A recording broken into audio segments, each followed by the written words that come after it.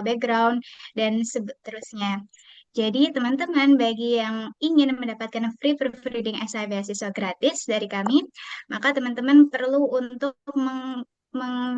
memenuhi dua syarat itu tadi, yaitu upload story WhatsApp, story Instagram, dan tag kami. Kemudian yang kedua adalah aktif di webinar hari ini. Baik, saya kira semuanya sudah cukup mengerti ya tentang kesempatan untuk proofreading esai beasiswa gratis ini. Dan jangan salah, karena kita punya 4 slot. Jadi dari 40 pendaftar webinar ini, ada 4 orang yang akan kami pilih sebagai teman-teman yang mendapatkan proofreading esai beasiswa gratis dari para awardee beasiswa yang terpilih gitu. Jadi teman-teman punya peluang yang besar ya untuk bisa mendapatkan free benefit ini. Selain itu, kami juga menyediakan benefit e-sertifikat yang akan kami kirimkan melalui chat WA ataupun chat di Zoom untuk diisi presensinya. Baik, teman-teman, coba deh karena ini masih pagi ya, saya kira masih pada semangat semua untuk belajar. Ada yang saat ini sedang mau apply beasiswa, bisa raise hand atau bisa kasih reaction, teman-teman, yang saat ini lagi apply beasiswa, ada nggak? Yang lagi dibuka BSI Scholarship, Sobat Bumi, Pertamina. Iya, iya. Ada yang Oke, di masih belum ya? iya. Nggak masalah ya kalau misalnya masih belum, karena kita juga menyediakan waktu yang panjang untuk banyak beasiswa di masa depan. Bahkan LPDB Batch 2 itu juga akan dibuka bentar lagi ya, sekitar bulan Juli dan Agustus yang kira-kira 1 sampai 2 bulan lagi. Dan of course, hal yang paling penting untuk disiapkan itu adalah esai, karena itu menjadi salah satu prasyarat yang paling penting. Dan banyak sekali awardee yang gagal di tahap esai ini karena ya mungkin tulisannya kurang kuat atau misalnya argumennya masih masih ngelambiar, masih kemana-mana dan masih belum menunjukkan itikat yang baik untuk menjadi awardee. Nah, kemarin saya juga sudah melihat isian formulirnya ya, ternyata beragam dari teman-teman. Ada yang dari S1, ada yang SMA, kemudian ada yang S2, bahkan ada yang sampai S3. Jadi di sini kita belajar bareng-bareng untuk mengenal lebih jauh tentang esai beasiswa itu sendiri. Esai beasiswa yang akan dijelaskan oleh pemateri kita satu ini juga enggak hanya tentang esai beasiswa tertentu saja. Jadi ada banyak banget teman-teman yang apply di bermacam-macam beasiswa. Kalau yang saya baca kemarin, ada yang pengen di beasiswa BSI, kemudian ada yang pengen di Romanian Government, kemudian ada yang LPDP, AAS, eh, kemudian ada yang pengen di Glow and Lovely beasiswa, kemudian Sobat Bumi, dan sebagainya. Nah, kebetulan kita sudah kehadiran dari pemateri kita kali ini, yaitu Mbak Restu Santiarini. Halo Mbak Restu, gimana kabarnya hari ini? Halo Mbak Rara, Alhamdulillah. Sudah semangat Sorry Kak sekali Restu, untuk sharing. kayaknya mic-nya kurang kedengaran. Oh, bagaimana? Apakah sudah kedengaran suaranya? Oh ya, aman-aman. Aman ya? Sudah terdengar Kak Restu. Iya, aman. Oke. Gimana kabarnya hari ini, Kak? Sudah siap untuk memberikan materi yang akan dinikmati oleh teman-teman hari ini? Alhamdulillah sudah sangat siap dan bersemangat sekali. Seperti halnya teman-teman yang sudah hadir di sini.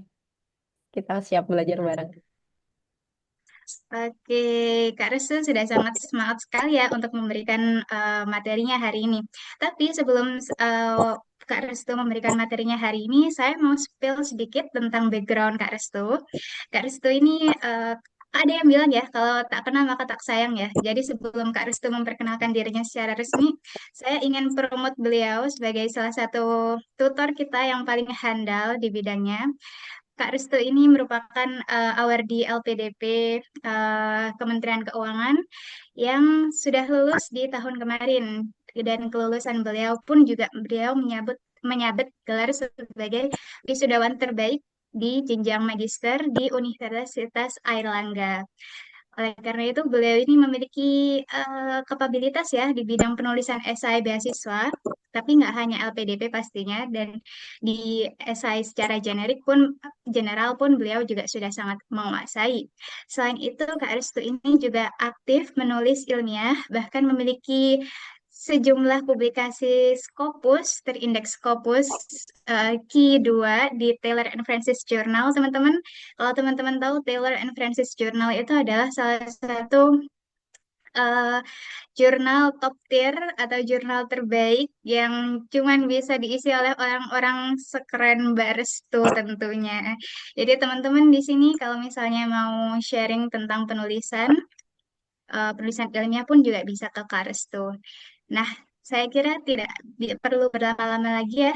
Kemudian agar Kak Restu bisa segera menyampaikan materinya hari ini dan teman-teman bisa mendapatkan insight tentang penulisan esai beasiswa. Silakan Kak Restu. Baik, terima kasih Kak Rara. Baik, sebagai moderator yang sudah memfasilitasi saya di sini untuk berbagi ilmu, sekaligus kita belajar bareng untuk bagaimana cara menulis esai beasiswa yang bisa meyakinkan panelis bahwa kita adalah eh, pendaftar yang layak untuk diberikan beasiswa. Baik, sebelumnya perkenalkan, saya memberikan salam dulu ya. Assalamualaikum warahmatullahi wabarakatuh. Selamat pagi semuanya. Eh, warahmatullahi wabarakatuh. Alhamdulillah masih sehat ya semuanya ya. Alhamdulillah. Alhamdulillah. Oke, tadi seperti yang sudah dimention oleh moderator bahwa ini ada beberapa beasiswa yang ingin di-apply, ada yang LPDP, AAS, kemudian Sobat Bumi. Mungkin bisa di kolom chat spesifik mau daftar beasiswa apa saja ini, supaya kita bisa tahu. Ada yang Insya Allah LPDP. beasiswa S2 Kak. Gimana, Kak Amin? Beasiswa S2. Oh, S2. Ini ada yang Kak Kofifa, LPDP. Kemudian ada yang ingin mendaftar. Muhammadiyah. Oh iya, baik. Jadi begini teman-teman, sebenarnya poin-poin dari beasiswa itu sama. Biasanya adalah membuat esai. Lalu esai seperti apa sih yang pengen dikulik oleh pemberi beasiswa supaya mereka ingin mencari, oh ini loh pendaftar yang sesuai dengan visi saya. Oh ini loh pendaftar yang sesuai visi misinya dengan beasiswa ini. Nah, karena itu disinilah perannya beasiswa. Sebenarnya saya ingin share screen terlebih dahulu. Oke.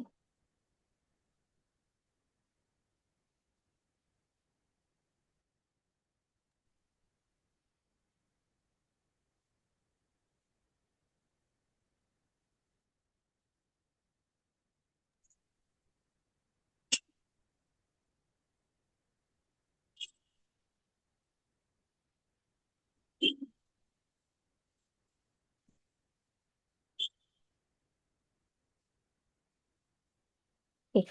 Apakah sudah terlihat, teman-teman? Aman ya? Gimana Pak? Iya, sudah ya, aman ya? Sudah Kak. Oke. Jadi kita hari ini materi kita yang akan kita pelajari bersama itu adalah tentang penulisan esai beasiswa bersama saya, Restu Santiarini. Dan sebelumnya saya ingin memperkenalkan diri terlebih dahulu. Untuk saat ini saya adalah instruktur bahasa Inggris di Pusat Bahasa Universitas Islam Negeri Sunan Ampel Surabaya. Saya juga aktif sebagai tutor online untuk di Universitas Terbuka dan seperti yang sudah disebutkan oleh moderator tadi, saya adalah awardee LPDP di PK 219 di tahun 2023 dan alhamdulillah kemarin diberikan kepercayaan oleh Universitas Erlangga sebagai wisudawan terbaik pada wisuda ke-245. Baik, jadi teman-teman kita langsung saja ke materi supaya nanti kita punya waktu lama untuk berdiskusi. Jadi kenapa sih beasiswa-beasiswa ini mensyaratkan esai untuk pendaftarnya?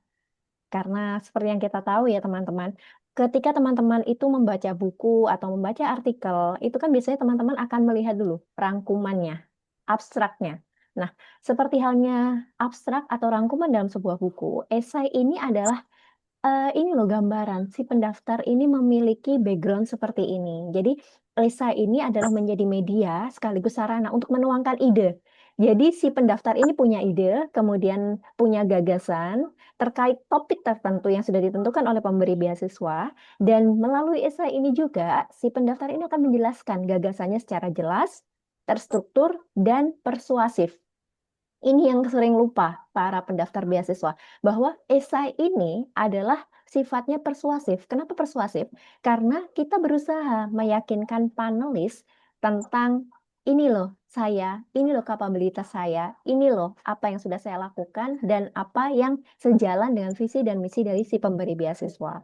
Jadi intinya dalam menyusun beasiswa itu, selain memberikan ide dan gagasan, teman-teman harus persuade. Jadi mengajak, menawarkan diri teman-teman tentang kualitas-kualitas yang dimiliki oleh teman-teman seperti itu.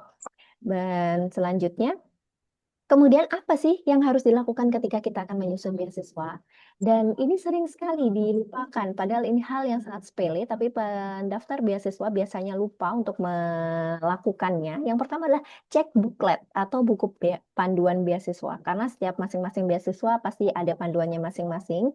Dan penting sekali untuk si pendaftar mengecek bukletnya, apakah ada topik-topik tertentu, apakah ada batas maksimal untuk penulisan karakternya, karena biasanya teman-teman untuk esai beasiswa itu ada batasannya. Jadi teman-teman harus bisa memaksimalkan batasan dari jumlah kata ini untuk bisa merepresentasikan apa yang dimiliki teman-teman.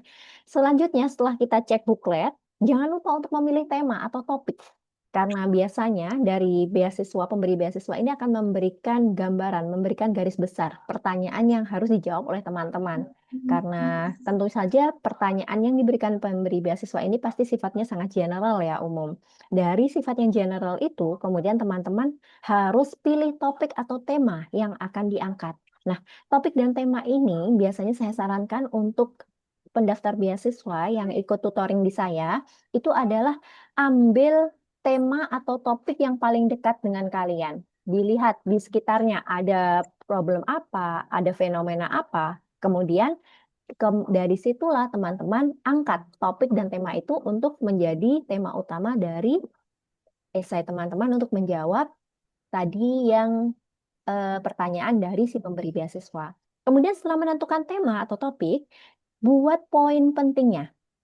Jadi teman-teman saya yakin sudah pernah menulis ini ya, artikel ilmiah juga ya, bahwa atau membaca artikel ilmiah. Biasanya di artikel ilmiah itu kan setelah ada abstrak, itu ada keywordnya. Nah, sama, jika teman-teman membuat esai beasiswa, setelah menemukan topik dan tema utama, teman-teman ini harus tahu, oh ini loh keyword yang mau saya jabarkan.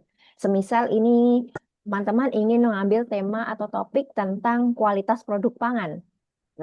Untuk kualitas produk pangan, oh berarti kalau saya mau bahas kualitas produk pangan, saya harus ada poin yang saya sampaikan. Poinnya itu bisa saja tentang di lapangan bagaimana realitanya, kemudian bagaimanakah standar keamanan pangan, kemudian bagaimanakah kesadaran masyarakatnya, kemudian bagaimanakah teman-teman menyikapi dengan fenomena-fenomena itu. Nah, itu teman-teman buat poin-poin pentingnya. Jadi topik dulu, kemudian buat poin-poin pentingnya, keywordnya apa, baru kemudian teman-teman tulis kerangka esainya. Jadi dari poin-poin yang sudah dijelaskan tadi itu, yang sudah ditulis, dibuat poin-poin itu, barulah dirangkai menjadi kerangka esai. Kalau seperti ini teman-teman cara membuatnya, otomatis teman-teman akan membuat dengan secara terstruktur, karena tahu, oh tema utamanya ini, kemudian oh ini poin-poin yang mau dilakukan. Barulah nanti dirangkai semuanya menjadi kerangka esai itu tadi. Seperti itu teman-teman. Oke, kita langsung saja. Nah, ini ada beberapa pertanyaan atau topik dari beasiswa-beasiswa ya teman-teman. Untuk yang pertama ini dari beasiswa LPDP, kemarin yang terakhir di 2026 tahap 1. Sebenarnya hampir sama untuk LPDP setiap tahun itu adalah komitmen kembali ke Indonesia, kemudian rencana pasca studi dan juga rencana kontribusi di Indonesia. Kemudian yang terbaru ini beasiswa Sobat Bumi Pertamina yang sekarang masih buka. Untuk beasiswa Sobat Bumi ini agak berbeda teman-teman. Jadi bukan hanya esai, tapi membuat teman-teman diminta untuk membuat karya tulis. Yang mana temanya, atau tema besarnya itulah aksi nyataku, sebarkan energi baik untuk bumi lestari. Nah, untuk Karya tulis karena di sini kita hari ini akan belajar tentang esai beasiswa, jadi saya tidak terlalu membahas mengulik tentang karya tulis. Namun poinnya sama teman-teman, esai ataupun karya tulis itu hampir sama. Jadi tetap saja teman-teman nanti pilih topik yang relate dengan fenomena yang ada terjadi di sekitar teman-teman. Kemudian kalian buat poin-poinnya, baru dikembangkan menjadi kerangka esainya. Kemudian ada yang terbaru kemarin juga baru buka itu Australian Award Scholarship AAS. Itu biasanya tentang topiknya pilihan kampus atau jurusannya yang dipilih itu, kemudian kontribusi ke karirnya, kemudian ada pengalaman kepemimpinan atau solving challenge, dan juga rencana kontribusi di masa depan, serta hambatan yang dihadapi. Kemudian ada juga beasiswa Erasmus, ini biasanya pertanyaannya yang terakhir kemarin tentang apa masalah sosial yang kompleks dan saat ini terjadi atau relevan dengan lingkungan si pendaftar. Dan yang sekarang sedang buka adalah beasiswa BSI, itu adalah menjelaskan tentang pertanyaannya adalah kondisi tersulit yang pernah dialami, kemudian cara menghadapinya bagaimana, alasan memilih kampus serta jurusannya hampir sama ya, kemudian target yang ingin dicapai 5 tahun ke depan. Jadi poinnya dari masing-masing beasiswa itu sebenarnya hampir mirip teman-teman. Jadi apa yang teman-teman miliki, kemudian efeknya apa sih dengan kemampuan atau ability teman-teman terhadap lingkungan sosialnya. Jadi bukan si pemberi beasiswa itu tidak mungkin akan memberikan beasiswa kepada seseorang yang tidak akan memberikan impact ke lingkungannya. Karena itu disinilah teman-teman mengambil poin. Oh ini saya ada problem ini di lingkungan saya mengambil peran di bidang itu, inilah yang sudah saya lakukan, dan inilah hasilnya.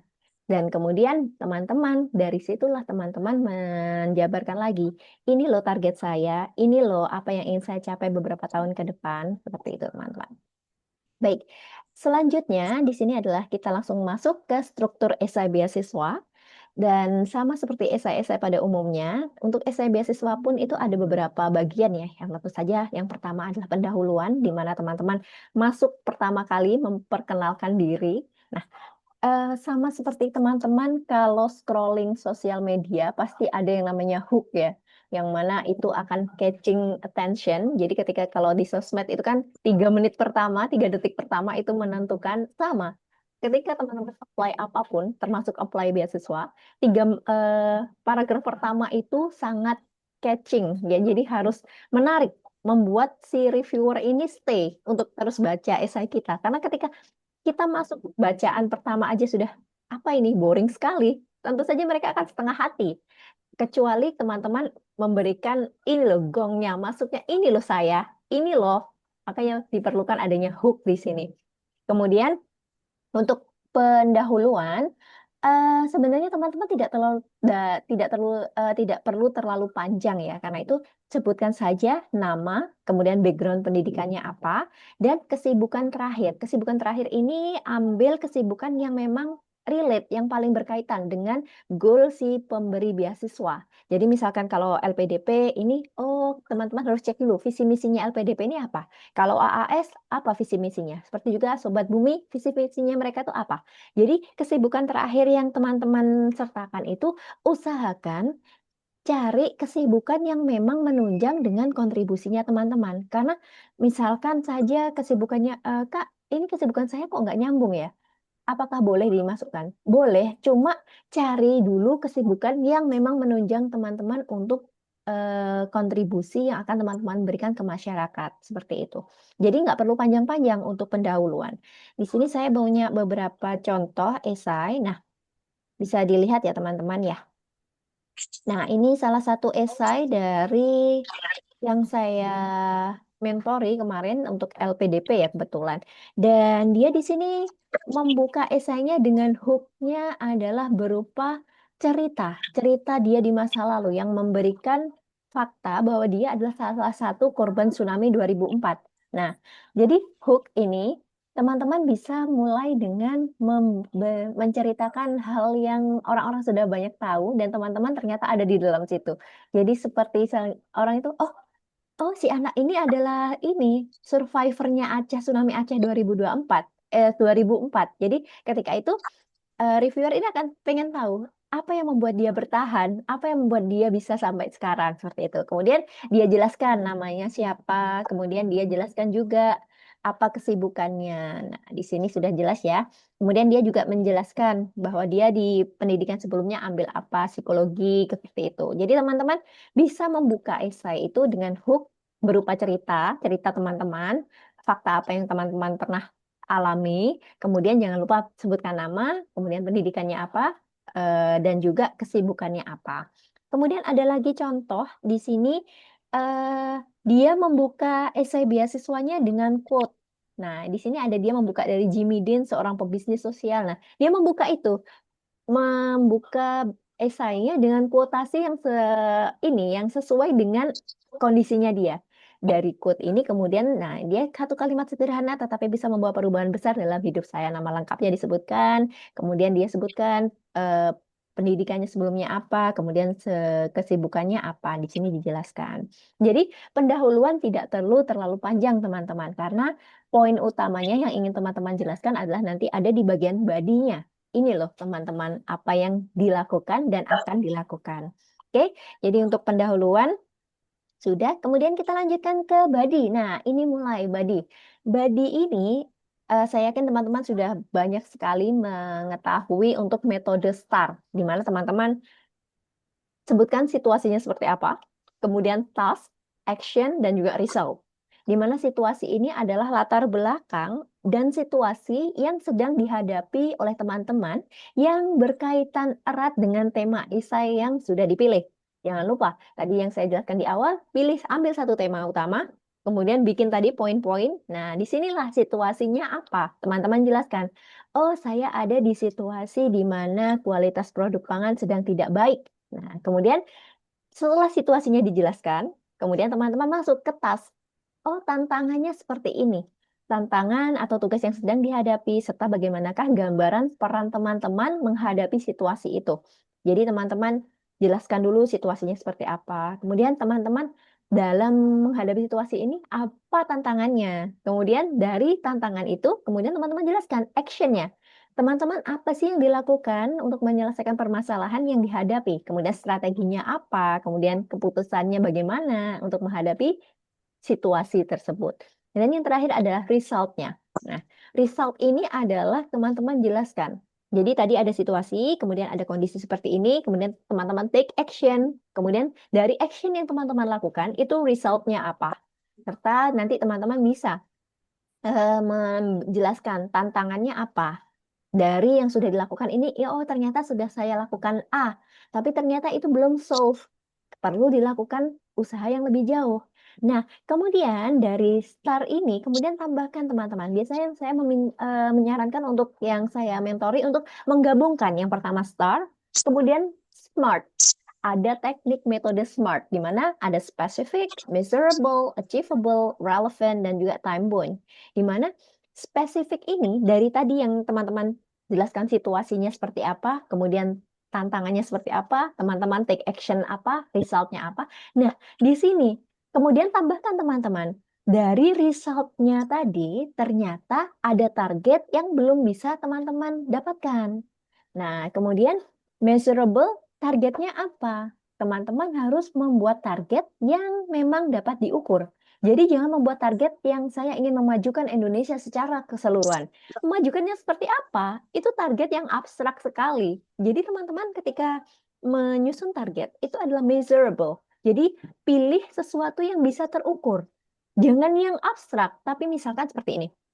Target saya adalah kualitas pangan di RT saya itu meningkat dengan cara misalkan teman-teman aktif dalam kegiatan-kegiatan Karang Taruna seperti itu. Jadi dari yang simpel-simpel saja yang teman-teman. Jadi teman-teman ini bisa measurable, bisa diukur. Oh, ini loh targetnya saya bisa memberikan 50, anggaplah stok nasi gitu ke orang-orang. Nah, itu kan bisa dihitung measurable. Kemudian selain measurable, itu achievable. Jadi realistis.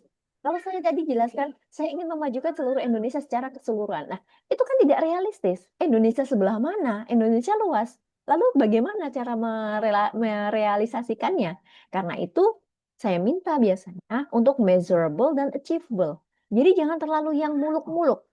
Apakah tidak boleh punya mimpi besar? Perlu mimpi besar, tapi Tidak mungkin kita bisa mencapai mimpi besar tanpa melakukan hal kecil. Nah, disinilah kita perlu melakukan hal-hal sederhana, hal-hal yang mudah untuk dicapai, dan juga eh, rate untuk achievable-nya itu tinggi. Kemudian, jangan lupa relevan. Rencana dan tujuan kita harus sesuai dan relevan dengan permasalahan yang sedang terjadi tadi yang disebutkan kita di awal. Dan yang terakhir, ini yang paling penting karena reviewer itu akan melihat apakah ini measurable dan achievable itu adalah dari time bound. Jadi teman-teman harus membuat target waktu. Saya punya tujuan ini dan saya tujuan ini akan dicapai dalam jangka waktu berapa lama. Tadi kalau teman-teman masih lihat yang beasiswa BSI tadi kan ada.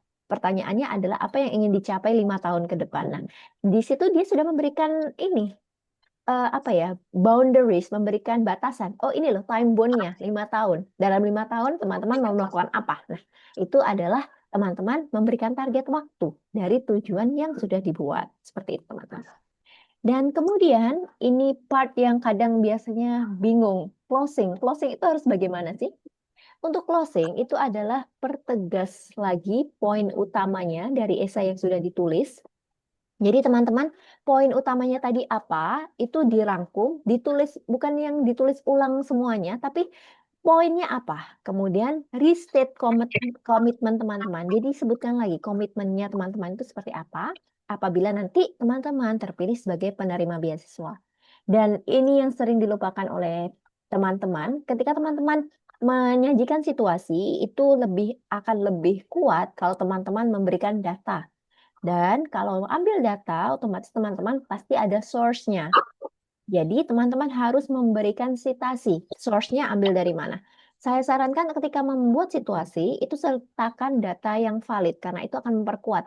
Karena ketika teman-teman membaca esai dan tidak ada datanya, itu lebih seperti omong kosong. Jadi teman-teman usahakan ketika menyajikan situasi, ada data terkini. Misalkan, oh data dari BPS seperti ini, seperti ini. Jadi harus ada data dari sumber yang terpercaya dan bisa di cross check kebenarannya seperti itu teman-teman.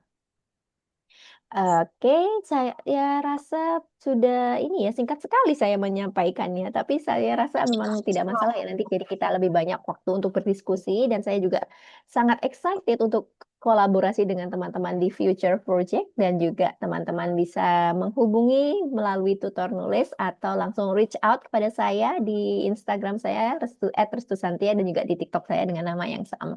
Baik, terima kasih teman-teman dan kalau dari saya cukup sekian dulu moderator, saya kembalikan ke moderator dan kita bisa langsung lebih panjang di sesi tanya jawab saja moderator karena teman-teman sepertinya sudah tidak sabar untuk bertanya. Baik, saya kembalikan lagi kepada moderator.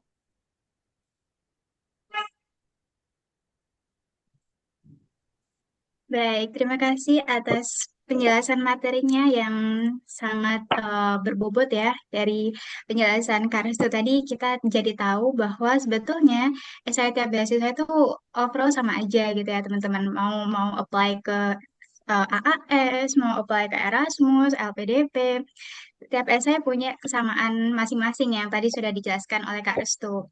Dan tadi pun Kak Restu juga ngasih beberapa tips selain SMART juga selain STAR juga ada tips SMART yang mungkin teman-teman nanti bisa lebih elaborasi lebih dalam ketika di sesi tanya jawab. Kalau misalnya teman-teman masih kebingungan atau menginginkan informasi yang lebih terkait metode STAR ataupun metode SMART yang tadi sudah dijelaskan oleh Kak Restu. Oke, oke, Kak Restu mungkin bisa di eh, close screen-nya dulu. Thank you. Nah, tadi kita udah mendengarkan penjelasan yang sangat insightful dari Kak Restu. Tapi teman-teman, sebelum kita beranjak ke sesi tanya jawab, teman-teman, kita bakalan sedikit elaborasi tentang tutor nulis.id. Jadi, teman-teman kan di sini webinar ini kan diselenggarakan oleh tutor nulis.id sebagai penyelenggaranya.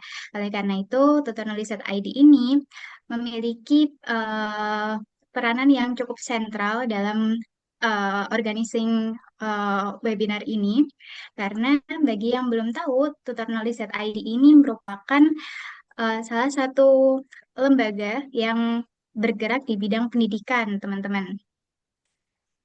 Jadi, Tutornulis.id ini merupakan lembaga yang bergerak di bidang pendidikan, khususnya pendidikan tinggi, yang berperan sebagai study buddy atau partner untuk belajar, untuk berkembang bagi mahasiswa maupun akademisi yang ada di Indonesia terkait academic writing, terkait tesis, scholarship, competition, dan sebagainya. Nah, jadi Tutor Nulis ID ini merupakan lembaga yang bertujuan untuk mengadakan pendampingan penulisan karya ilmiah berupa skripsi, tesis, LKTI, lomba karya tulis ilmiah, artikel ilmiah, esai beasiswa, dan karya ilmiah lainnya. Jadi lembaga ini merupakan lembaga yang bertujuan untuk mengadakan pendampingan. Jadi bisa di-highlight ya bahwa yang ditawarkan ini adalah pendampingan, bukan joki. Tadi kayak teman-teman mungkin sempat dengerin lagunya, theme song kami, yaitu Tutor.id ini bukan lembaga joki, tapi lembaga yang ingin mendampingi teman-teman agar bisa menyelesaikan tugas-tugas karya ilmiahnya, skripsi, tesis, dan sebagainya dengan mandiri, tapi dengan apa namanya pendampingan yang intensif dan memudahkan teman-teman untuk memahami apa yang sedang dikerjakan. Nah, untuk yang kami lakukan sebetulnya ada beberapa hal, yaitu eh, private tutoring dan juga speaker atau menjadi juri, menjadi seorang pemateri atau narasumber di beberapa kegiatan gitu. Jadi private tutoring ini adalah layanan tutoring berbasis individu. Jadi kalau misalnya teman-teman membutuhkan tutoring beasiswanya atau misalnya pengen mock up secara pribadi dengan tutor-tutor kami yang sangat berpengalaman, teman-teman bisa reach out kami untuk dihubungkan dengan tutor-tutor yang berpengalaman di bidangnya. Selain itu, kami juga menyediakan jasa tutoring untuk penulisan tugas akhir, skripsi, tesis, dan kemudian untuk penulisan esai di lomba, PKM, PIMNAS, proofreading beasiswa, penulisan artikel ilmiah yang standar Sinta ataupun standar Scopus, dan sebagainya untuk pelajar dan juga mahasiswa. Sementara itu, untuk layanan speaker atau juri ini, kami menyediakan tutor yang berpengalaman untuk menjadi pemateri di webinar atau seminar, atau juri di kompetisi penulisan ilmiah. Jadi, layanan ini terbuka bagi teman-teman yang barangkali tergabung di dalam organisasi atau komunitas yang punya proker atau punya program kerja yang berkelindan atau berhubungan dengan pemateri atau juri di bidang karya ilmiah atau kepenulisan ilmiah seperti itu. Jadi karena kami base-nya di Surabaya, kami menawarkan offline luring, luring layanan luring, tapi hanya sebatas untuk daerah di Surabaya. Sementara itu untuk di daerah-daerah lain kami menyediakan layanan berbasis daring, yaitu yang bisa diakses lewat Zoom ataupun WhatsApp message kepada tutor yang ingin teman-teman reach out. Nah, ini yang merupakan spill price list-nya ya, teman-teman, khusus untuk teman-teman yang ada di webinar hari ini. Jadi, kami memiliki beberapa paket untuk price list-nya. Jadi ada yang paket bronze, kemudian ada yang paket silver dengan harga yang bervariasi. Untuk paket bronze-nya mulai dari 75.000 untuk satu konsultasi online selama 75 menit, sementara untuk paket silvernya adalah 150.000 untuk 3 kali konsultasi online selama 75 menit per satu sesinya. Nah, khusus untuk teman-teman yang tergabung dalam webinar kali ini, teman-teman bakalan mendapatkan special price apabila teman-teman tertarik untuk mendapatkan layanan tutoring ini, yaitu dari paket bronze ini yang awalnya 75.000, teman-teman bisa mendapatkan diskon hingga 50.000. Jadi, yang perlu dibayarkan adalah 50.000 dari normal price sebelumnya. Kemudian untuk paket silver juga teman-teman mendapatkan diskon juga, yang kemudian teman-teman perlu membayarnya sebesar 100.000 saja. Jadi paket bronze ini dengan uang 50.000 teman-teman bisa private tutoring secara intensif gitu ya dengan tutor pilihan kami dengan 1 kali pertemuan selama 75 menit. Sementara itu untuk paket silver dengan nominal 100.000 ini teman-teman bisa mendapatkan keuntungan 3 kali private tutoring secara intensif dengan tutor yang satu kali tatap mukanya itu selama 75 menit seperti itu. Jadi ini adalah special price list yang khusus untuk teman-teman yang hari ini hadir sebagai partisipan di webinar kali ini. Jadi kalau misalnya ada teman-teman yang di sini yang berminat atau tertarik buat ambil paketnya ini, teman-teman bisa chat di WA yang di situ ada adminnya yaitu admin tutornulis.id dan bisa klaim special price listnya ini sebagai partisipan webinar hari ini. Nah, tadi sempat ya kalau misalnya kami note bahwa untuk partisipan di sini itu selain mendapatkan special prize ini, teman-teman juga akan mendapatkan free proofreading bagi teman-teman yang terpilih. Jadi teman-teman ini bakalan punya kesempatan untuk proofreading esai gratis bersama tutor terbaik, tapi dengan sejumlah syarat dan ketentuan. Yang pertama adalah membuat Instagram story dengan desain yang menarik dan mention Instagram kami @tutornulis.id serta partisipan dengan pertanyaan terbaik dan teraktif dalam pelaksanaan webinar. Jadi teman-teman mungkin di sini udah ada yang semangat gitu ya, ada yang mau booking slot free proofreading ini, teman-teman bisa nyicil konten gitu ya, konten foto atau video yang bisa teman-teman gunakan untuk membuat Instagram Story. Dan jangan lupa untuk mention account Instagram kami, dan ini kami tunggu hingga hari ini pukul 23.59. Jadi insya Allah besok pagi atau siang sudah kami rilis siapa yang berkesempatan mendapatkan proofreading essay gratis ini melalui Instagram kami. Jadi teman-teman juga harus stay tune di Instagram kami agar bisa mendapatkan informasinya dan mengklaim free proofreadingnya.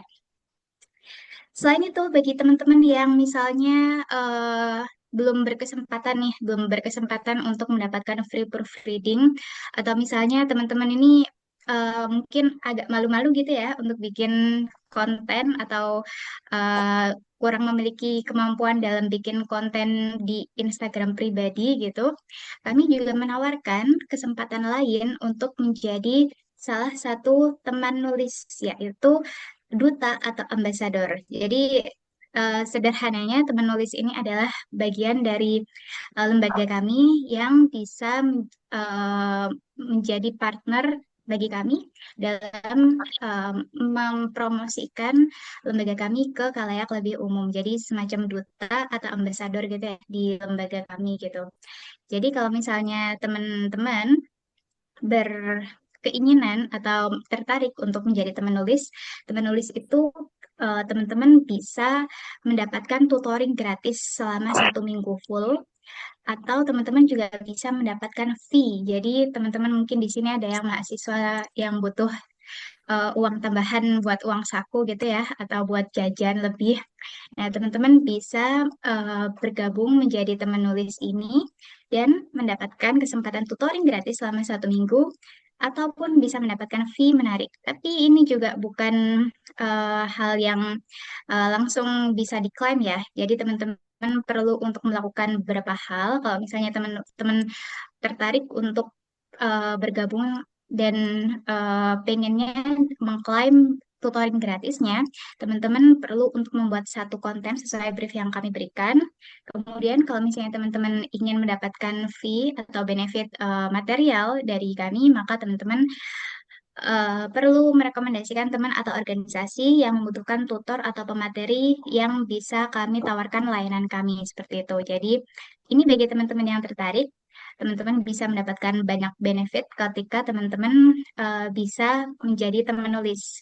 Bagi teman-teman yang tertarik, teman-teman silakan untuk bisa chat pribadi admin yang ada di grup WA, yaitu admin tutornulis.id yang ada di grup WA, dan bisa teman-teman reach out lebih jauh tentang bagaimana sih yang perlu dilakukan atau apa yang perlu dibutuhkan ketika teman-teman tertarik untuk menjadi teman nulis. Karena jadi teman nulis ini teman-teman nggak perlu bayar, nggak perlu bayar tutoring ini ya, tapi teman-teman bisa tutoring secara gratis ke tutor kami yang profesional. Selain itu juga teman-teman bisa mendapatkan fee, nggak perlu bayar, tanpa harus membayar biaya tutoring yang sudah kami sebutkan sebelumnya. Oke, mungkin itu sekian dari pemaparan overview tentang tutor nulis.id. Kalau misalnya teman-teman tertarik untuk menjadi teman nulis ataupun pengen tanya-tanya lebih jauh tentang apa namanya layanan tutoring kami, atau misalnya pengen tanya tentang eh, hal-hal lain seputar layanan yang kami berikan, teman-teman feel free untuk reach out kami di Instagram tutornulis.id ataupun di TikTok juga ada dengan nama yang sama yaitu tutornulis.id. Bisa juga kirim email ke tutornulis.id@gmail.com atau bisa di WA di nomor yang tertera yang ada di grup dan menjadi admin di dalam grup teman-teman webinar eh, sebelumnya. Jadi teman-teman demikian untuk overview dari Total Listed ID. Semoga teman-teman di sini bisa mendapatkan benefitnya ya dan mungkin bisa tertarik untuk menjadi salah satu bagian dari Total Listed ID dan tidak hanya bermanfaat bagi teman-teman secara pribadi, tapi teman-teman juga bisa bermanfaat bagi teman-temannya, teman-teman lainnya yang membutuhkan bantuan di bidang pengajaran ataupun kesulitan untuk menyelesaikan tugas-tugas akhirnya seperti itu. Thank you.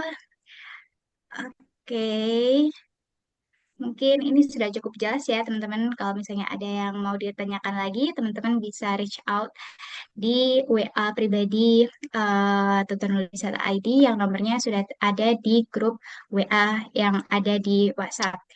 Baik, seperti itu kira-kira untuk overview-nya sedikit. Nah, mungkin teman-teman di sini sudah tidak sabar ya dari tadi menunggu kesempatan untuk berinteraksi, ngobrol dengan Mbak Restu sebagai pemateri. Oleh karena itu, saya persilakan bagi teman-teman sekalian yang memiliki pertanyaan nih teman-teman. Harap untuk raise hand terlebih dahulu agar bisa saya persilahkan mengajukan pertanyaannya kepada Kak Restu. Baik, di sini ada Kak Kofifa yang pertama kali raise hand. Silakan Kak Kofifa mungkin bisa memperkenalkan dirinya terlebih dahulu dan barangkali sudah ada beasiswa yang diincar kepada Mbak Restu. Baik, terima kasih Kak Rara sudah mempersilahkan saya untuk bertanya pada webinar kali ini. Perkenalkan, nama saya Khofifah Nur Aini Rashid.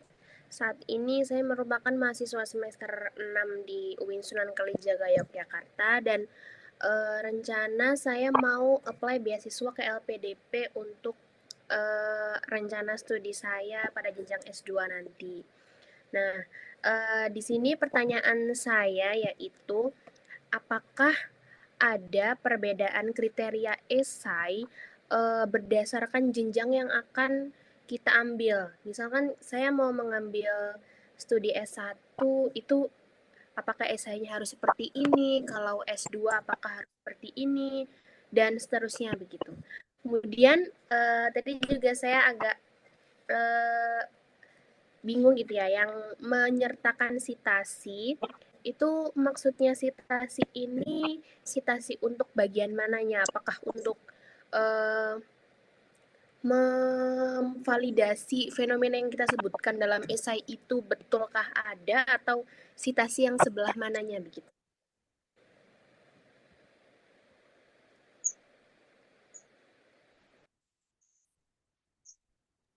Eh, Kak Rara mungkin dua dulu sekalian saya tampung nanti langsung dijawab. Mungkin Oke, terima kasih atas pertanyaannya ya Kak Kofifa ya. Kemudian untuk selanjutnya ini ada yang raise hand dari Saidah Nabila. Silakan bisa memperkenalkan dirinya terlebih dahulu atau barangkali ada beasiswa yang sudah diincar kepada Kak Restu sebelum pertanyaannya.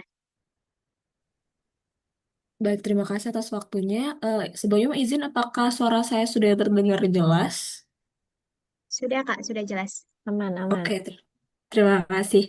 Perkenalkan, nama saya Nabila. Jadi kebetulan saya sudah menyelesaikan studi master saya dan berencana untuk melanjutkan ke studi doktoral melalui beasiswa LPDP. Jadi saya memang sebelumnya belum pernah apply untuk beasiswa apapun sebenarnya. Jadi ini first shot saya untuk nyoba LPDP di batch 2 insya Allah.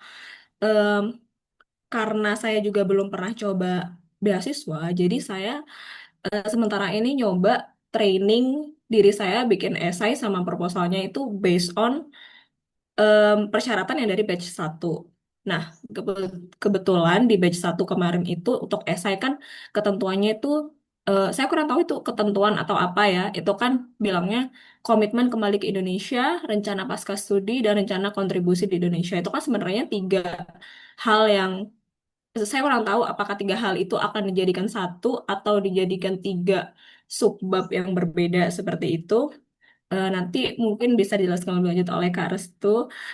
Kemudian yang kedua, saya juga ingin bertanya, kan nantinya insya Allah saya mau daftar untuk beasiswa yang share, yang mana itu kan lebih ke sosial. Tapi dari yang saya tangkap, tema yang disertakan LPDP untuk batch satu kemarin itu tuh menurut saya mengarahnya lebih ke STEM gitu.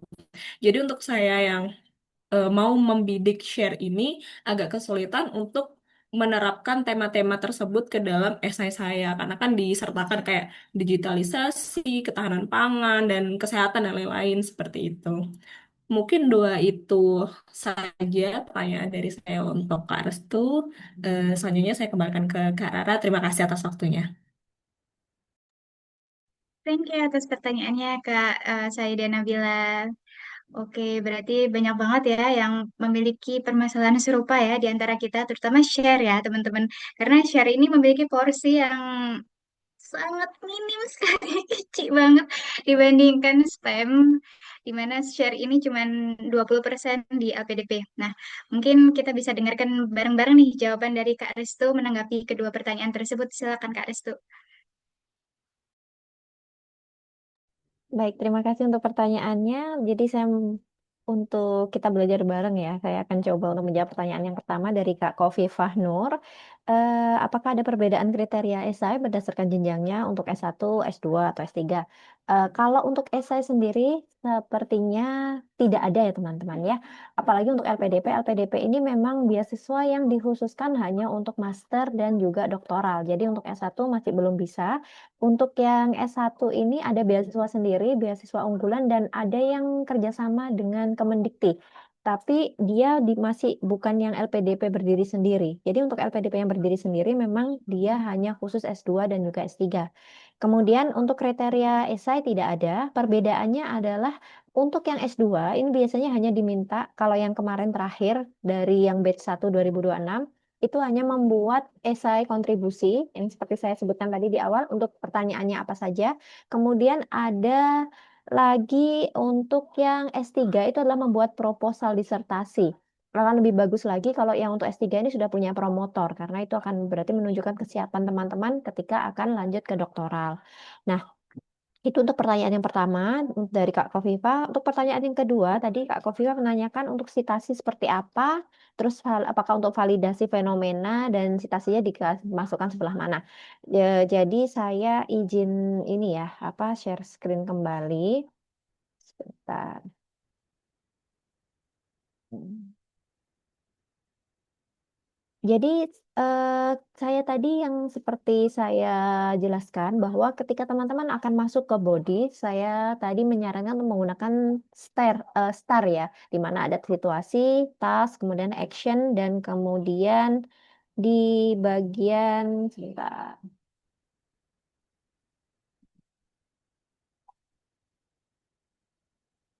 apakah kelihatan teman-teman? Kelihatan ya? Nah, Eh, Terlihat. ya, oke. Ini salah satu contoh beasiswa LPDP dari yang kemarin saya mentori. Jadi dia di sini menjelaskan. Jadi situasinya adalah Indonesia ini jumlah penduduknya terbesar, kemudian dihadapi tantangan besar. Nah, di sini dia memberikan framing. Oh, ini situasinya ini loh. Ada Indonesia ini penduduknya besar, kemudian ada tantangan besar, yaitu di kualitas produk pangan. Nah, kemudian dia menjelaskan lagi. Oh, ini loh situasinya saya adalah pelaku UMKM.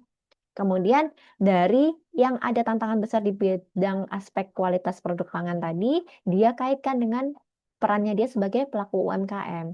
Nah, disinilah saya minta teman-teman tadi untuk menyebutkan citasi adalah ada data. Laporan tahunan BPOM 2023. Nah, seperti ini berarti kan teman-teman ini ketika menampilkan situasi itu bukan hanya dari pendapat teman-teman saja.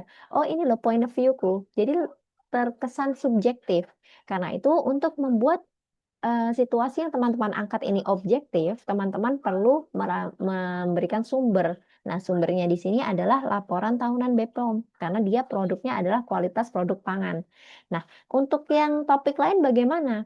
Misalkan tentang psikologi mungkin ya, itu bisa mengambil lembaga yang memang capable di bidang psikologi. Kemudian teman-teman quote dari situ. Oh ini loh, citasinya dari ini loh. Citasinya seperti ini. Nah, kemudian di akhir nanti setelah closing, teman-teman tulis reference-nya. Oh, jadi data, karena teman-teman ini kan ambil nih. Jadi bukan datanya teman-teman sendiri kan. Nah, sebagai etikanya ketika menulis esai, ketika teman-teman menggunakan data yang bukan data teman-teman, itu harus menyertakan citasi. Karena nantinya akan terbaca plagiarisme kalau tidak menyertakan citasinya. Apakah akan dicek Turnitin? Saya kurang tahu juga, tapi akan lebih baik ketika teman-teman tidak maksudnya ketika teman-teman menggunakan data yang bukan dari sumbernya teman-teman, itu nanti disertakan citasi. Jadi lebih kuat. Oh, berarti anak ini sudah paham bagaimana menulis yang benar. Jadi dia bukan hanya mengangkat tema atau kondisi situasi berdasarkan subjektivitas dia saja, tapi memang ada ini loh datanya. Jadi fenomenanya dia itu dikuatkan dengan data secara global, secara nasional, seperti itu. Apakah sudah cukup jelas, Kak Kofifah? Mungkin ada yang masih perlu saya jelaskan lagi? Iya Kak, sudah cukup jelas. Terima kasih ya Kak Restu atas Oke, penjelasannya. oke. Baik. Jadi untuk pertanyaan selanjutnya ya, untuk Kak Sayyidah Nabila, Kak Nabila. Untuk yang pertanyaan pertama tadi, apakah esai proposal ini berdasarkan pertanyaannya ya? Tadi kan untuk LPDP ada 3 ya pertanyaannya. Sebentar. Saya lanjut lagi.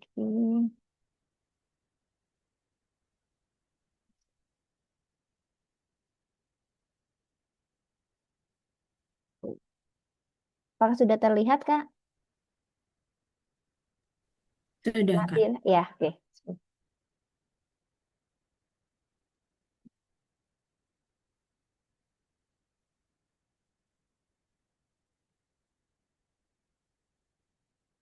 Oke, bentar saya.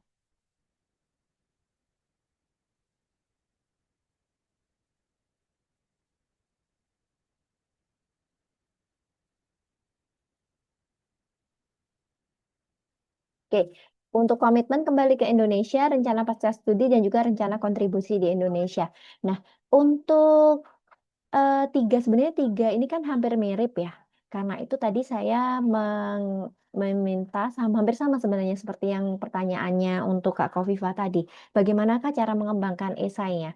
Jadi untuk komitmen kembali ke Indonesia, rencana pasca studi dan rencana kontribusi itu sebenarnya tidak perlu dijabarkan satu-satu. Oh ini komitmennya, oh ini rencana pasca studinya atau rencana kontribusinya.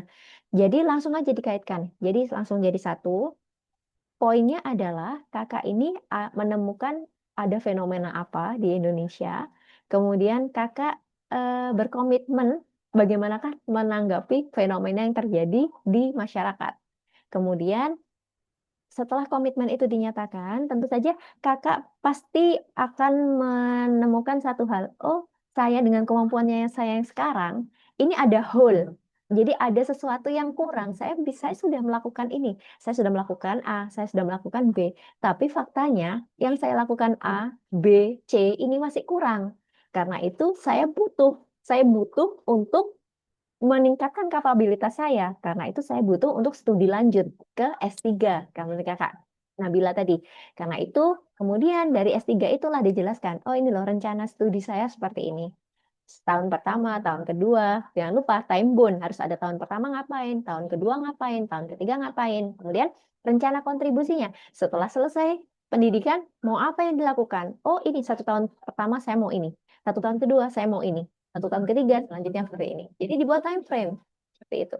Jadi highlight dulu situasinya apa yang sudah dilakukan, resultnya seperti apa, dan ada hole apa nih. Oh ini loh, saya sudah melakukan ini, tapi ternyata masih kurang. Karena itu saya butuh untuk lanjut studi lagi. Karena itu saya harus studi lagi di bidang ini. Kemudian rencana kontribusinya adalah seperti ini. Seperti itu. Itu untuk yang pertanyaan pertama. Sedangkan untuk pertanyaan yang kedua, untuk yang STEM dan share itu sebenarnya saya sudah pernah membahas sebelumnya. Saya kebetulan mungkin nanti kakak bisa buka TikTok saya. Di situ saya sudah memberikan beberapa ya. Karena memang kita ini pemerintah kita sedang gencar-gencarnya untuk meningkatkan STEM ya. Karena itu ya share harap ini sedikit bersabar. Jadi kalau mengacu pada web resmi LPDP, ini kan share kan ada sosial itu ya. Kemudian kita harus kembalikan lagi pada asta citanya presiden. Jadi kalau asta cita yang pertama itu kan ideologi Pancasila, demokrasi, HAM. Nah, di sini nih selain STEM, share pun bisa masuk. Nah, mungkin untuk yang ilmu sosial atau humaniora nanti bisa melakukan lebih ke fokus ke bidang apanya, hukumnya atau kebijakan publiknya gitu. Jadi teman-teman itu patokannya adalah asta citanya presiden. Oh, asta cita yang pertama ini loh.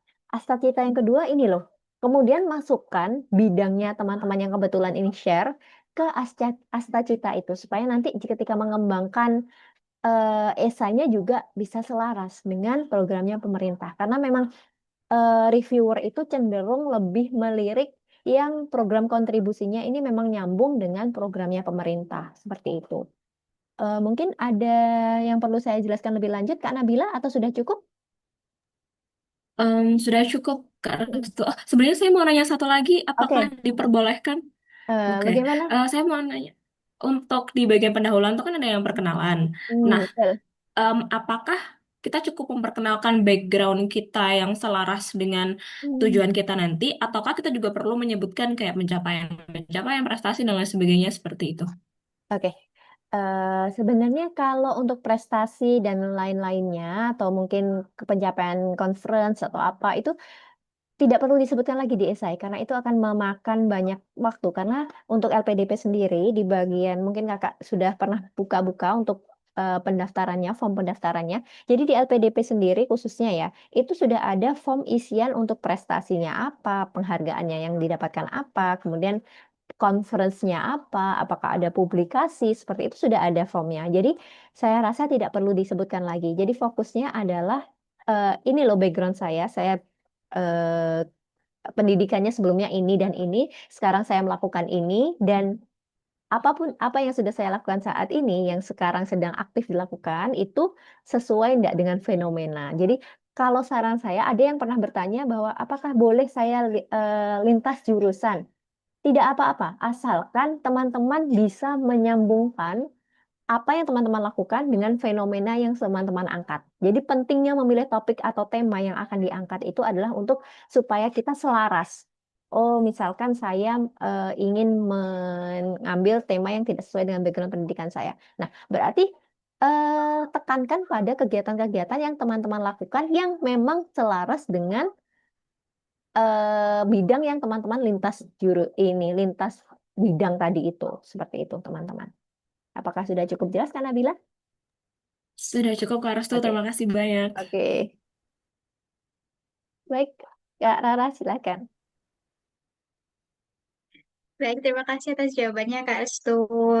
Ya, sedikit menanggapi dari jawabannya Kak Restu tadi ya tentang share, itu memang kuotanya dikit banget ya teman-teman ya, 20% dari total 100% beasiswa LPDP. Tapi teman-teman jangan khawatir karena beasiswa itu nggak cuma LPDP, ada banyak ikan di laut, jadi banyak banget beasiswa yang bisa kita targetin ya, nggak cuma LPDP, bisa AAS, bisa Research Training Fund yang dari kampus-kampus Australia, RTP Scholarship itu. Ada juga mungkin yang menyasar daerah American, Fulbright, dan sebagainya. Itu banyak sekali beasiswa yang tersedia di sekitar kita. Jadi nggak hanya LPDP. Baik, ada pertanyaan lagi teman-teman dari teman-teman sekalian yang hadir di Zoom hari ini.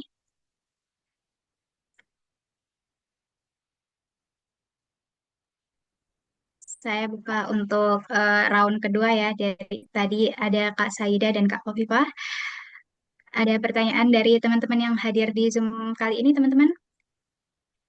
Mungkin sembari menunggu dari teman-teman yang hadir di Zoom, saya mau bacakan pertanyaan yang dikirimkan lewat form ya, Kak Rusto ya. Jadi ada pertanyaan nih, Kak Restu. Salah satu pertanyaan. Nah, ini misalnya cara agar motivation letter tetap terasa personal namun relevan dengan tujuan beasiswa. Jadi kemarin mungkin eh, motivation letter itu biasanya kata-katanya personal dan sangat private gitu ya Kak Restu. Nah, kira-kira bagaimana untuk tetap personal tapi tetap bisa relevan dengan tujuan beasiswa, Kak?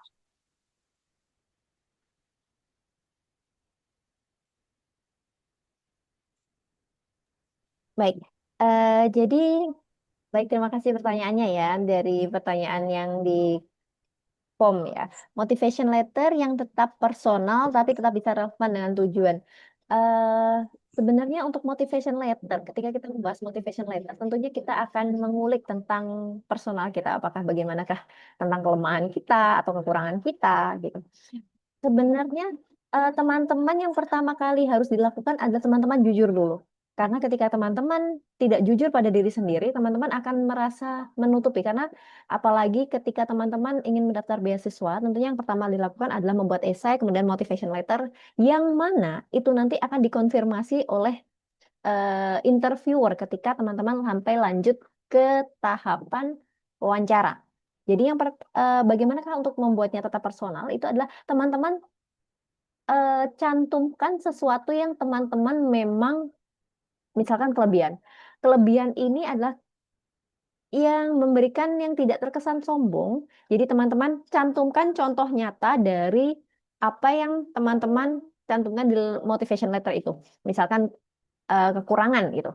Jadi kekurangan itu teman-teman juga berikan upaya yang sudah teman-teman lakukan supaya untuk mengurangi kekurangannya yang dimiliki oleh teman-teman. Kemudian ada lagi untuk yang relevan ini kembangkan juga sesuai dengan bidang yang memang teman-teman ingin dalami. Karena ketika teman-teman memberikan motivation letter yang tidak sesuai dengan apa yang akan teman-teman tulis di esai, itu nanti seperti akan jadi nggak nyambung. Jadi di motivation letter mengatakan apa, di esai mengatakan apa. Jadi harus sejalan. Karena itu teman-teman tadi penting untuk mengambil temanya apa dulu, kemudian poin-poin. Nah, dari situlah nanti teman-teman poin-poin yang diambil itu sesuaikan dengan motivation letter supaya nantinya tetap relevan dengan apa yang akan teman-teman sajikan ketika bisa lanjut ke tahapan beasiswa. Seperti itu, Kak Rara.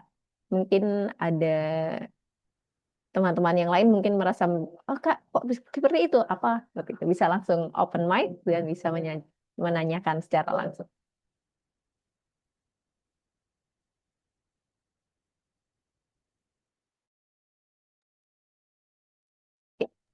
Baik, terima kasih atas jawabannya ya, Kak Restu ya. Ini ada pertanyaan lagi nih, kalau dari form. Sebenarnya di form tuh banyak banget yang tanya, Kak.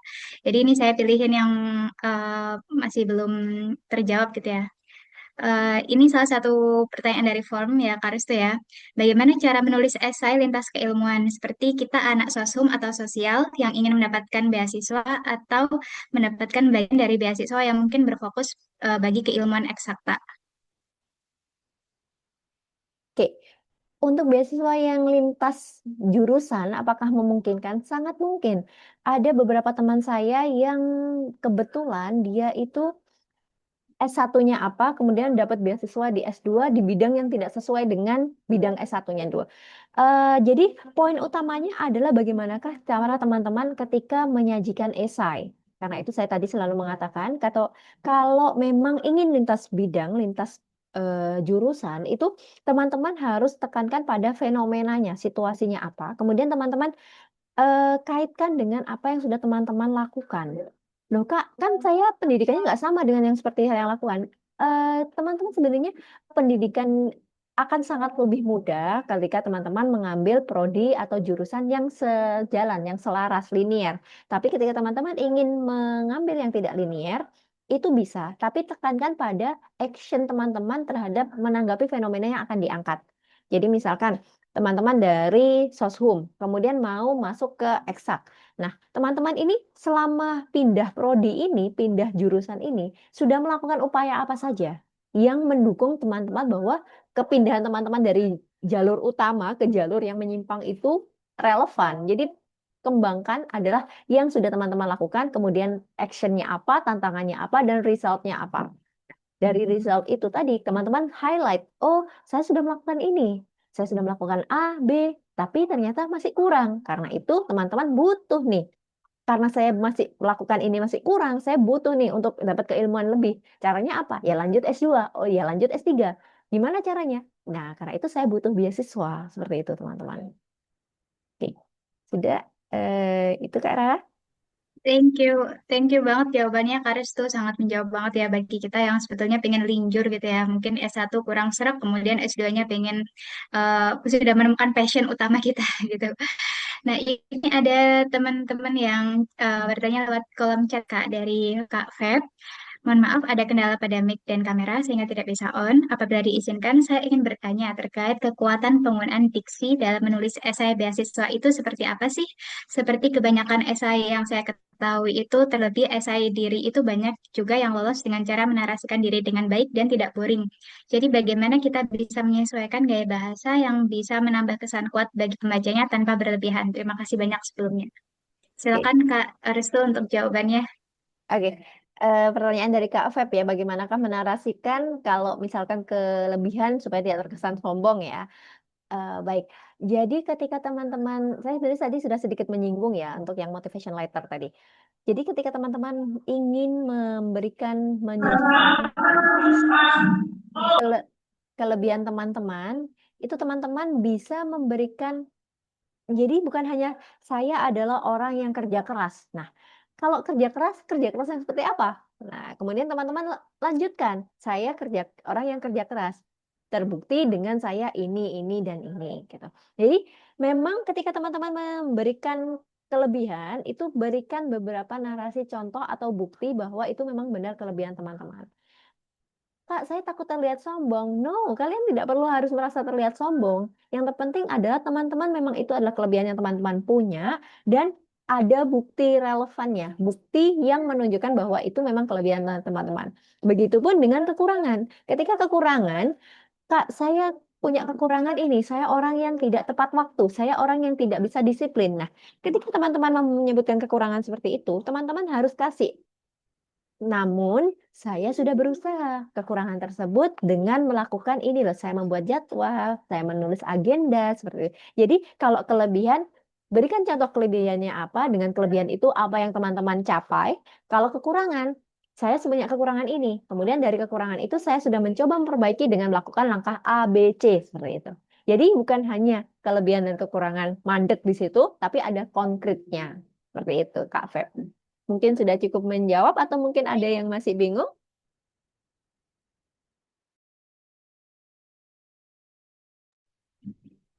Ya, mungkin sekaligus sedikit menambahkan ya untuk gaya bahasa.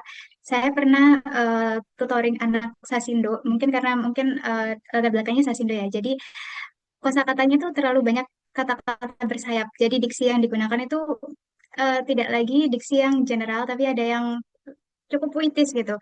Nah, sebetulnya teman-teman ketika nulis esai memang diusahakan sepersonal mungkin, tapi juga jangan lupa bahwa ini tuh bukan puisi atau novel.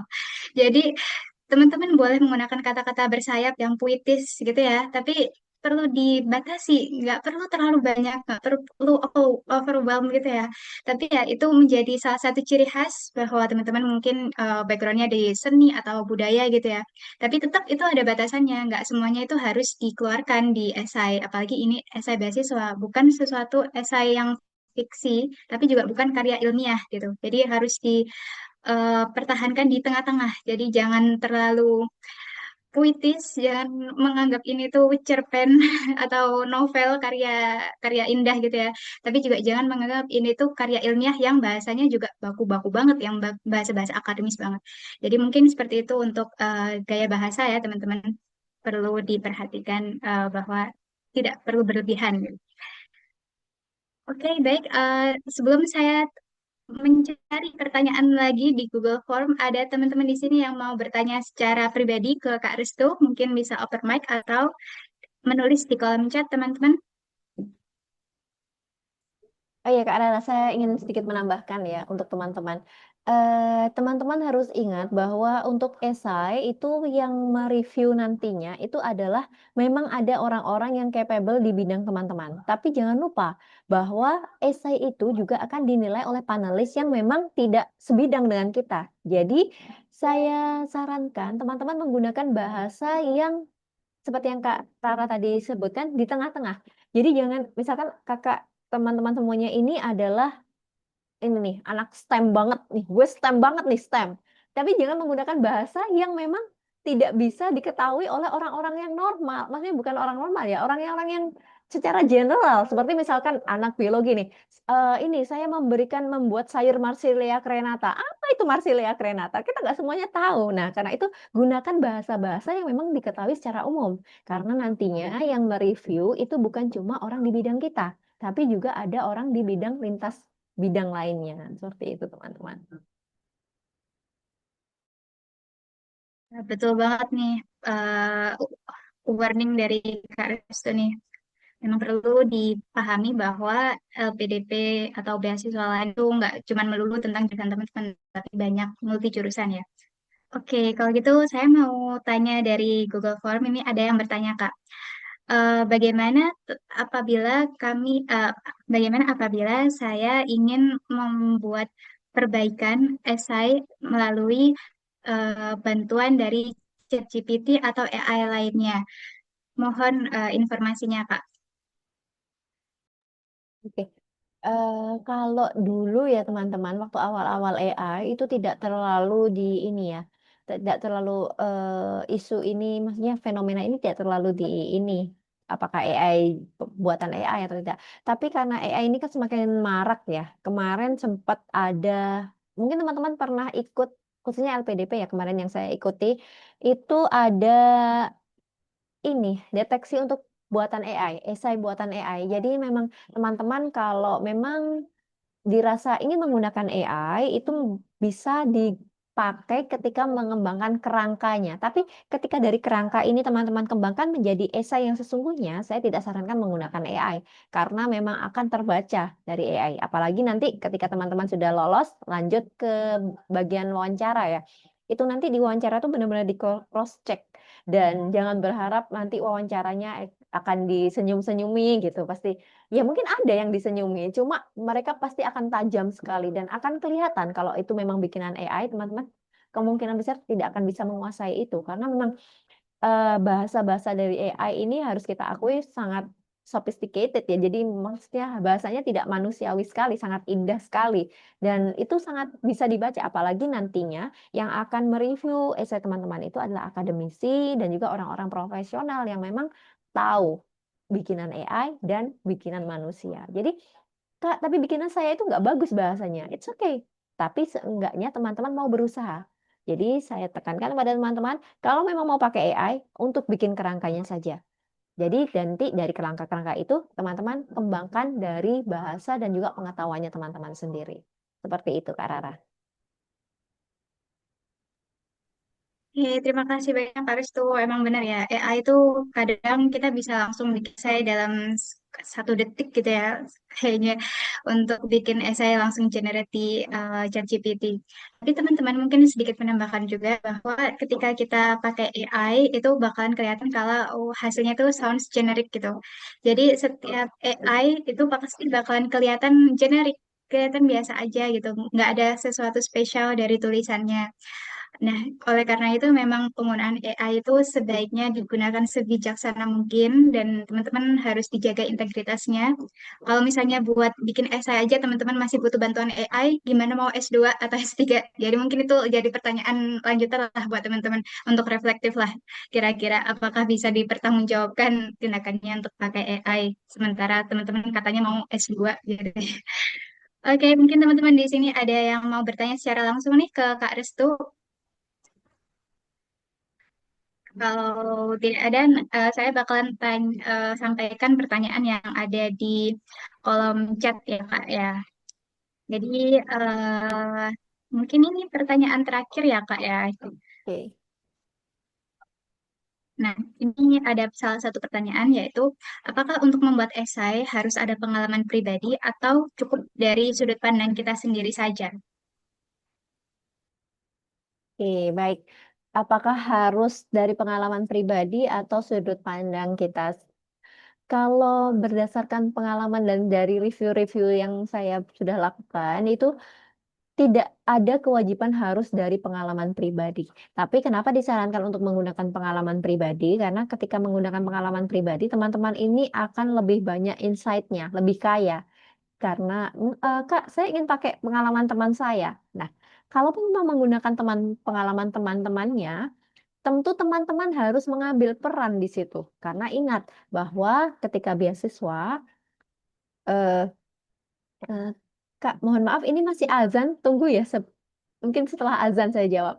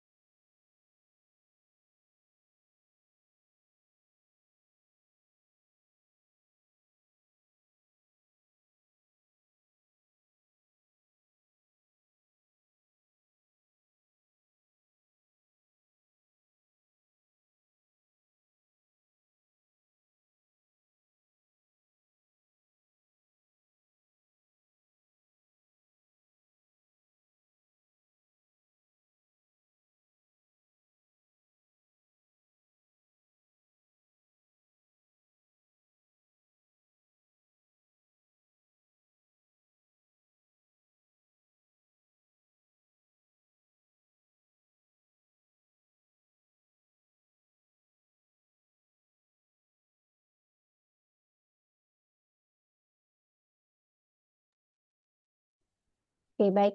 Saya lanjutkan untuk menjawab pertanyaannya tadi. Apakah dari pengalaman pribadi? Eh, Tidak harus ya dari pengalaman pribadi, karena memang untuk esai ini tidak ada ketentuan secara tertulis bahwa itu harus diambil dari pengalaman pribadi. Namun kenapa lebih disarankan untuk pengalaman pribadi? Karena memang pengalaman pribadi itu adalah teman-teman lebih kaya. Informasinya itu adalah dari teman-teman sendiri. Jadi misalkan teman-teman kalaupun memang mau mengambil pengalamannya orang, maka teman-teman juga harus terlibat di dalamnya. Karena nantinya ketika mendaftar beasiswa, otomatis si pemberi beasiswa ini akan menilai kenapa kok orang ini, si pendaftar ini layak diberikan beasiswa. Nah, kalau memang dia bukan pengalamannya dia, kenapa saya harus memberikan beasiswa pada si anak ini? Kenapa tidak pada temannya saja yang punya masalah dan ini? Karena itu kalau memang ada yang punya masalah itu adalah orang lain, berarti teman-teman harus state bahwa teman-teman ini loh, sahabat, walaupun teman saya punya masalah, tapi saya berkontribusi membantu dia menyelesaikan masalahnya. Jadi eh, tetap gunakan permasalahan yang diangkat itu dengan memberikan keterangan atau memberikan highlight bahwa teman-teman ini tidak hanya sebagai penonton, tapi orang yang mengambil peran dalam menyelesaikan permasalahan yang dihadapi oleh orang lain. Seperti itu, teman-teman.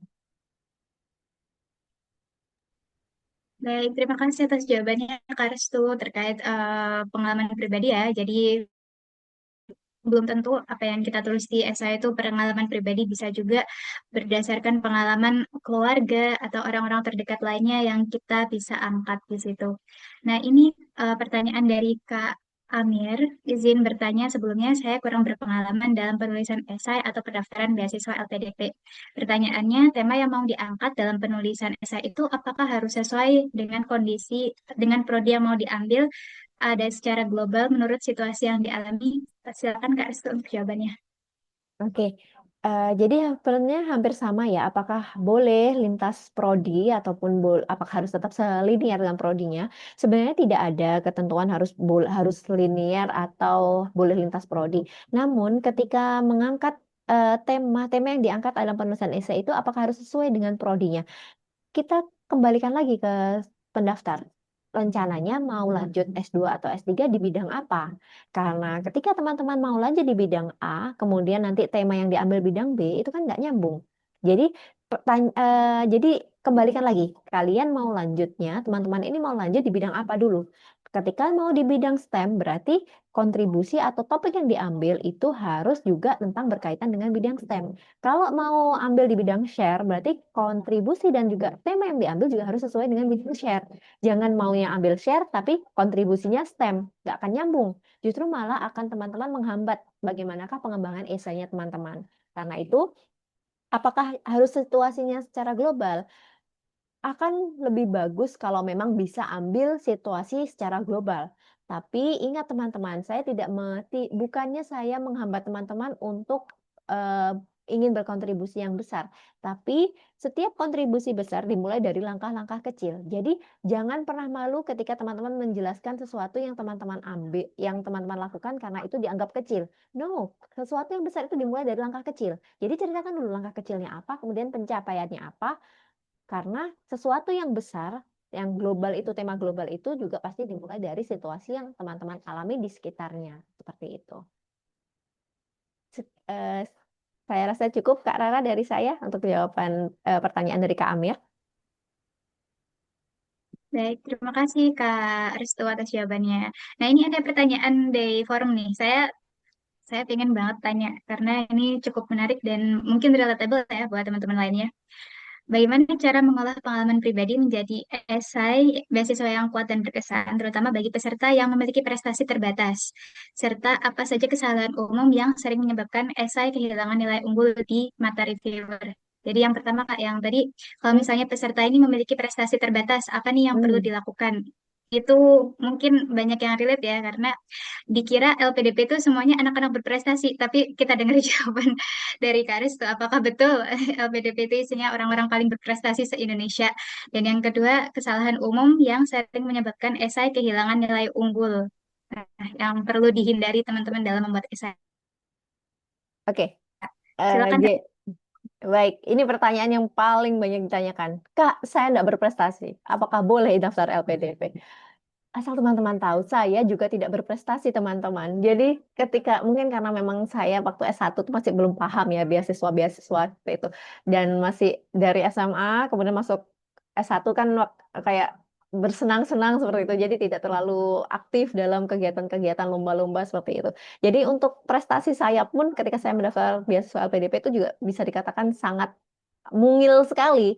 Nah, lalu apa yang saya lakukan? Karena prestasi saya yang mungil, kemudian kenapa saya bisa terpilih? Nah, teman-teman sebenarnya ketika teman-teman mengisi form beasiswa itu, teman-teman poinnya bukan ketika teman-teman menonjolkan prestasi, teman-teman, tapi adalah apa yang teman-teman lakukan dan apa manfaat dampak dari yang sudah teman-teman lakukan ke masyarakat. Apalagi untuk beasiswa-beasiswa yang memang goalnya adalah memberikan kontribusi kepada masyarakat, maka prestasi itu bukannya tidak penting ya teman-teman, tapi lebih dinilai adalah apa yang peran sudah teman-teman ambil dan dampak peran itu ke masyarakat. Karena itu tadi saya bilang situasinya apa? Pengalaman saya ketika saya daftar LPDP, kebetulan background saya ini adalah seorang guru dulunya. Dulunya saya seorang guru, kemudian saya melihat fenomenanya bahwa banyak anak-anak ini tidak bisa, kurang bisa dalam menghadapi mata pelajaran apa gitu. Kemudian saya cek datanya dari kabupaten. Kemudian saya cek datanya seperti ini, hasil ujiannya seperti ini. Kemudian saya angkat dari situ karena itu yang paling dekat dengan saya dan saya merasa bahwa kalau saya mengangkat tema yang ada di sekitar saya akan bisa elaborasi lebih. Karena itu saya angkat. Kemudian saya kaitkan dengan apa yang sudah saya lakukan selama ini. Oh, sebagai guru saya sudah melakukan ini, sebagai ini, sebagai ini. Kemudian hasilnya apa? Oh, hasilnya A, B, C. Tapi faktanya bahwa kemampuan saya itu kurang. Karena itu saya butuh nih S2. Dan teman-teman perlu tekankan lagi bahwa, dan ini sering-sering lupa teman-teman, bahwa teman-teman lanjut S2 ini bukan karena teman-teman yang butuh, bukan karena teman-teman yang pengen. Tapi karena ada masalah, ada fenomena A, ada masalah B, dan teman-teman perlu untuk sekolah ini untuk bisa menyelesaikan masalah itu. Jadi poinnya adalah bukan teman-teman yang butuh nih, tapi teman-teman perlu kuliah lagi supaya bisa berperan untuk menyelesaikan masalah. Seperti itu. Kemudian kesalahan umum yang dilakukan ketika menulis beasiswa yang pertama adalah teman-teman ini terlalu general. Apalagi ketika teman-teman diminta untuk menjelaskan jurusan atau prodi yang dipilih. Teman-teman, saya memilih untuk kuliah di Oxford karena Oxford adalah kampus terbaik di dunia. Dia masuk ini, apalah pokoknya kampusnya terbaik, akreditasinya A, akreditasinya ini. Itu jawaban yang sangat klise. Teman-teman ketik di Google ada. Nah, saran saya, ketika teman-teman ingin membuat beasiswa esai, khususnya esai beasiswa, gunakan data-data yang relevan. Seperti misalkan teman-teman ingin lanjut, oh saya mau lanjut di Oxford. Karena ini loh, di Oxford itu ada profesor yang punya keilmuan ini. Dan keilmuannya ini sesuai dengan bidang yang mau saya perdalam. Karena itu saya ingin dibimbing oleh profesor ini supaya saya bisa mendapatkan ilmunya yang nantinya bisa saya gunakan untuk berkontribusi di masyarakat saya. Seperti itu. Saya rasa cukup dari saya, Kak Rara. Baik, mungkin dari peserta yang hadir di Zoom meeting ada yang mau ditanyakan lagi, teman-teman? Jangan ragu-ragu untuk bertanya langsung ke ahlinya, teman-teman ya. Ini merupakan kesempatan yang mungkin sekali seumur hidup untuk bertemu Kak Astu. Kalau belum ada, saya mau tanya lagi nih dari Google Form yang kemarin teman-teman isi. Ini ada salah satu pertanyaan, Kak. Jadi, kalau kita benar-benar masih blind banget tentang penulisan esai beasiswa, langkah awal yang paling tepat itu mulai dari mana ya? Soalnya kadang bingung mau menuangkan cerita, menentukan isi, sampai cara supaya esainya tetap menarik dan sesuai yang dicari oleh si pemberi beasiswa. Oke. Jadi kalau teman-teman memang masih blank nih ya, masih blind, masih, aduh saya mau bikin apa nih esai beasiswanya nih. Kalian lihat lagi, silakan dilihat lagi esainya. Tentu saja setiap beasiswa itu punya pertanyaan yang harus dijawab nih. Misalkan untuk beasiswa Sobat Bumi itu kan tadi pertanyaannya adalah apa yang bisa membuat bumi lestari. Nah, yang perlu teman-teman lakukan dan ini pun juga saya lakukan dulu ketika saya menyusun esai pertama adalah saya lihat fenomena yang ada di sekitar. Saya lihat dulu, oh fenomenanya yang bisa saya angkat ini apa?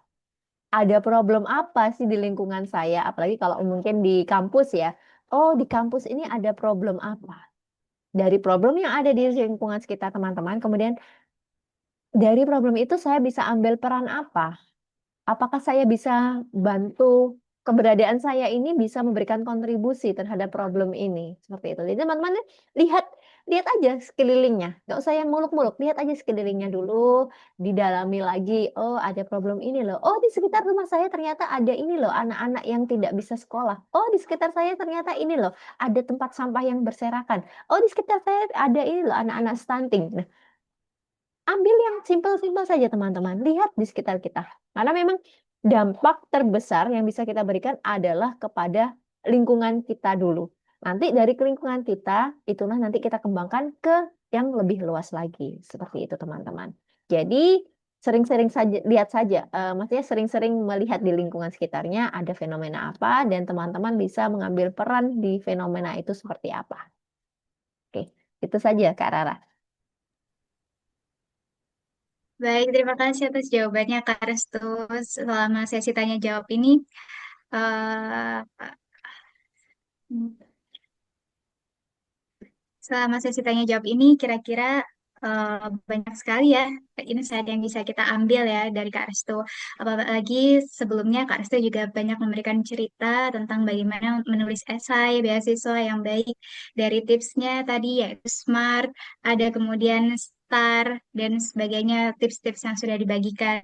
Dan kemudian untuk teman-teman yang mungkin masih memiliki pertanyaan lain lagi, nah teman-teman bisa bertanya melalui apa namanya media sosial yang tadi sudah Kak Restu bagikan, atau kalau misalnya teman-teman tertarik, teman-teman bisa chat ke admin tutor nulis untuk bisa dihubungkan dengan Kak Restu atau tutor-tutor luar biasa lainnya. Oh iya, saya juga nggak mau ketinggalan untuk mengingatkan sekali lagi teman-teman, bagi teman-teman yang sudah punya nih proof esai beasiswanya dan masih ragu apakah esai beasiswanya ini masih layak atau tidak gitu ya disubmit ke beasiswa yang teman-teman sasar, maka kami dari tutornulis.id menyediakan free proofreading esai beasiswa bagi teman-teman yang melakukan syarat dan ketentuan, yaitu yang pertama, memposting IG story di IG masing-masing yang berkaitan dengan acara hari ini, bisa membuat foto atau video atau hal-hal kreatif lainnya sesuai dengan kemauan dan juga kemampuan teman-teman. Dan yang kedua adalah terlibat aktif dalam forum webinar ini dari awal hingga akhir dan eh, bisa jangan lupa untuk mengetek kami tutor@tutornulis.id di Instagram masing-masing ketika posting IG story-nya. Mungkin sebelum kami menutup webinar kali ini, Kak Restu mungkin bisa mengatakan closing statement-nya barangkali. Mungkin semangat kepada teman-teman atau closing statement dari Kak Restu, silakan Kak.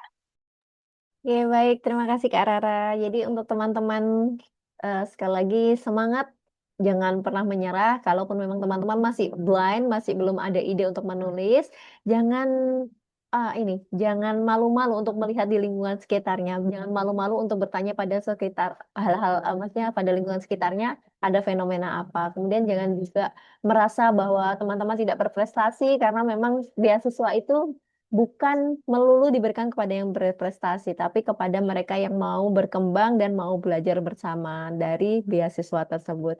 Jadi teman-teman semangat, semoga senantiasa dilancarkan dalam meraih beasiswanya. Itu saja Kak Rara dari saya. Baik, Amin. Terima kasih banyak atas statementnya yang bisa semakin mengobarkan semangat kita ya sebagai scholarship hunter ya. Jadi teman-teman di sini tadi Kak Restu sudah note bahwa nggak hanya yang berprestasi yang dikasih kursi, tapi yang berkontribusi lah yang mendapatkan kursi. Jadi kira-kira kayak gitu ya teman-teman. Yang di note itu adalah kontribusi, bukan prestasi saja. Bukan saja ya. Baik, teman-teman, terima kasih telah menghadiri webinar kali ini. Semoga bisa bermanfaat untuk penulisan esai yang teman-teman lakukan. Semoga bisa sukses untuk setiap beasiswa yang teman-teman apply. Sebelum saya menutup perjumpaan kita hari ini, saya mau meminta teman-teman nih untuk open kamera dan mengabadikan momen ini. Boleh open kamera, teman-teman, bagi yang tidak berhalangan.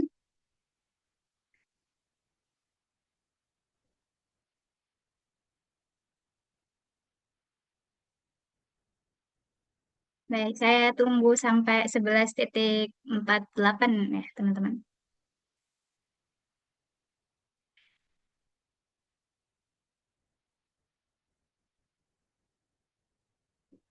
Saya juga mengingatkan, jangan lupa bagi teman-teman yang mengincar proofreading esai beasiswa gratis, teman-teman silakan untuk membuat konten di Instagram story-nya masing-masing, dan jangan lupa tag di @tutornulis.id dan dikumpulkan sebelum 2359, diposting sebelum hari ini 2359.